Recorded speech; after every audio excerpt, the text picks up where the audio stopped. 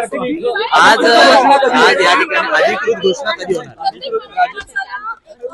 अधिकृत घोषणा कधी होते आहे?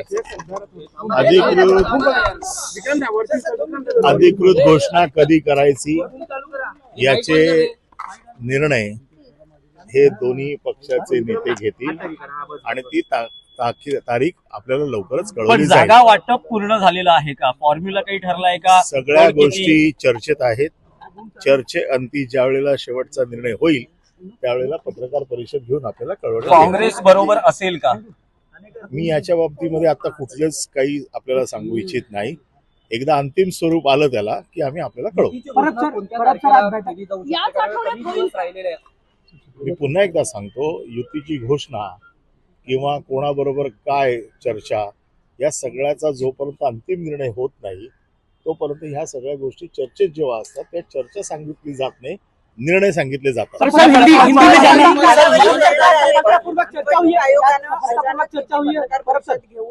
जाहीर केल्या कारण कुठेतरी त्यांनी हरकती सूचना सुद्धा एकीकडे मागवलेल्या होत्या मतदार याद्यांवर आणि काल अचानक पत्रकार परिषद घेऊन या बाबतीमध्ये निवडणूक आयोगाने केलेल्या कामाच्या बाबतीमध्ये आम्ही स्वतंत्र पत्रकार परिषद घेऊन बाकीचे युतीचे निर्णय आहेत ते युतीचे निर्णय दोन्ही पक्षाचे नेते एकत्र घेऊन आपल्याला कळवतील.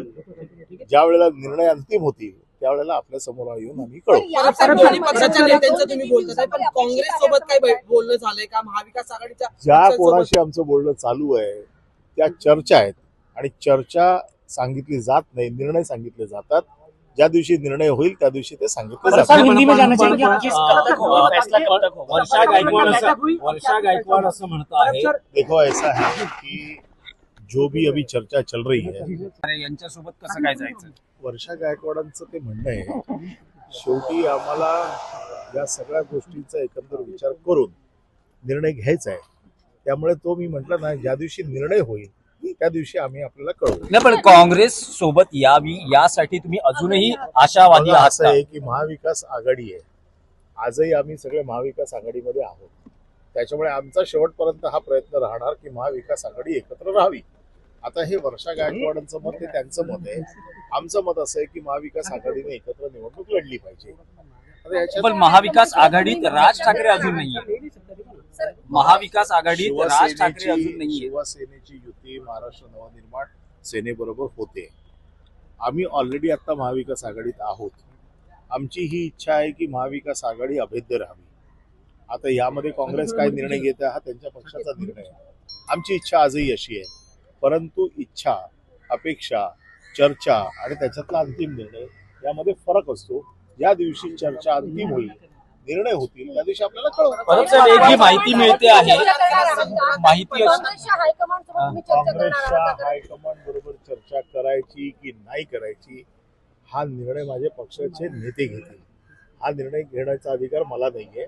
ते नेते ज्या वेळेला निर्णय घेतील त्यावेळेला ते आपल्याला कळवतील. आणखी एक माहिती अशी मिळते की एकनाथ शिंदेचं असं म्हणणं आहे की जो मराठी बहुल भाग आहे त्या भागात, म्हणजे जिथे मनसे शिवसेना लढणार आहे आणि मराठी बहुल भाग आहे तिथे त्यांना जागा जास्त देण्यात याव्यात.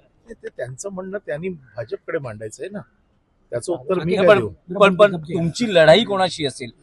शिंदे शिवसेना आमची लढाई जो आमच्या वॉर्डामध्ये आमच्या समोर येईल त्याच्याशी आमची लढाई. 14 तारखेला संक्रांत आणि 15 तारखेला मतदान ठेवण्यात आलेलं आहे. याचा किती फटका बसू शकतो? कारण की संक्रांत हा महाराष्ट्रात मोठ्या प्रमाणात साजरा केला जातो आणि लाडक्या बहिणी त्यावेळेस माहेरी जातात, त्यामुळे अनुपस्थित राहू शकतात मतदानाच्या दिवशी. हे तुम्ही मला नवीन नवीन गोष्टी शिकवत आहे. तुमच्याकडनं बरंच काही शिकायला मिळतं. त्याबद्दल मी तुमचा आभारी आहे. BMC is not family business अशा आशयाचे बॅनर्स हे मुंबई वरळी परिसरात लागलेले पाहायला मिळाले. कसं पाहता?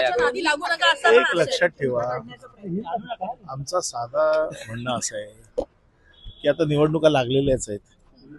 15 तारखेला त्याचा निर्णय होणारच आहे. आता त्याच्यावरती ही लढाई आहे. या लढाईचा निर्णय लागायचा आहे. त्याच्यामुळे मुंबईची जनता कोणावर प्रेम करते कोणावर करत नाही हे ठरणार आहे.